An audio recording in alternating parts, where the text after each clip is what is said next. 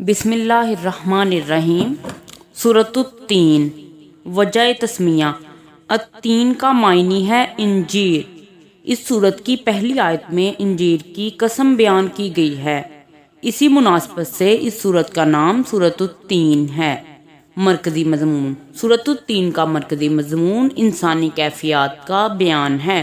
سورۃ التین کے شروع میں اللہ تعالیٰ نے 4 چیزوں کی قسم بیان فرمائی ہے: انجیر، زیتون، طور سینہ اور شہر مکہ۔ اس کے بعد انسان کی 2 مختلف کیفیات کا ذکر کیا گیا ہے۔ پہلی کیفیت یہ ہے کہ اللہ تعالیٰ نے انسان کو بہترین صورت میں پیدا فرمایا ہے، جس کی نمایاں اور اعلیٰ ترین مثال انبیاء کرام علیہ السلام ہیں۔ دوسری کیفیت یہ ہے کہ لوگ اللہ تعالیٰ کی نافرمانیوں میں مبتلا ہو کر پستیوں میں گر پڑتے ہیں، البتہ ایمان لانے کے بعد نیک اعمال کرنے والے لوگ نہ صرف اس پستی میں گرنے سے بچتے ہیں بلکہ اللہ تعالیٰ کے ہاں بہترین اجر و ثواب کے حقدار ٹھہرتے ہیں۔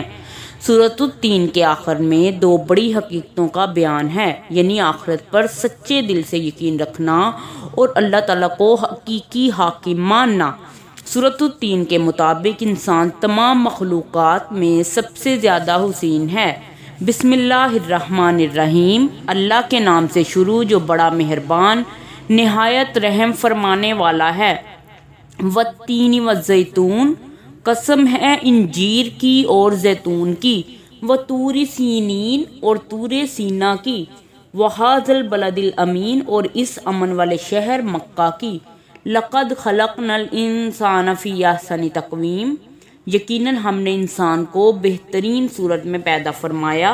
ثم رددناہ اسفل سافلین، پھر ہم نے اس کو پست ترین حالت کی طرف پھیر دیا۔ الا الذین آمنوا وعملوا الصالحات فلہم اجر غیر ممنون، مگر جو لوگ ایمان لائے اور انہوں نے نیک عمل کیے تو ان کے لیے نہ ختم ہونے والا اجر ہے۔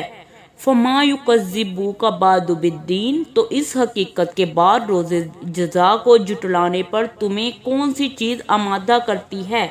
الیس اللہ بأحکم الحاکمین، کیا اللہ سب حاکموں سے بڑا حاکم نہیں ہے؟ بلی وانا من الشاہدین۔